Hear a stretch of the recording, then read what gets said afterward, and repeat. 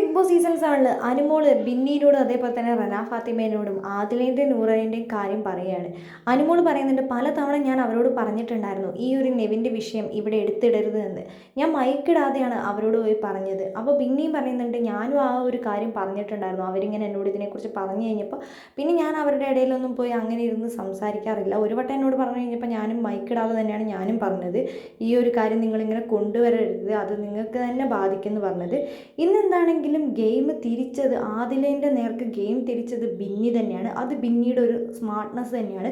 കുത്തിത്തിരിപ്പെന്ന് നിങ്ങൾ പറയുന്നുണ്ടെങ്കിലും യഥാർത്ഥത്തിൽ ഇവിടെ കുത്തിത്തിരിപ്പ് നടത്തിയത് ആദിലയാണ്. ഷാനവാസും അനീഷും ഒപ്പം തന്നെ കൈയടിച്ചു, അതിനെ പ്രോത്സാഹിപ്പിച്ചു. അങ്ങനെ ഗെയിം തിരിയുകയാണ് ചെയ്തത്. ആ സമയം വരെ എല്ലാവരും ഷാനവാസിനെ എതിർത്ത ആ ഒരു മൂമെൻറ്റ് തൊട്ട് എല്ലാവരും ആദിലയ്ക്ക് നേരെ തിരിഞ്ഞിരിക്കുകയാണ്. ആദിലയാണ് ഈ ഒരു പ്രശ്നത്തിൻ്റെ കാരണക്കാരി. നെവിൻ ആദിലിനോട് ഡയറക്റ്റായിട്ട് പോയി പറഞ്ഞിട്ടുണ്ട്, നീ എന്നോട് മാപ്പ് പറയണം, നീയും പറയണം, അയാളും എന്നോട് മാപ്പ് പറയണം. ഈ ഒരു സ്റ്റേറ്റ്മെൻറ്റ് തെറ്റാണെന്ന് ഞാൻ എന്താണെങ്കിലും തെളിയിക്കും.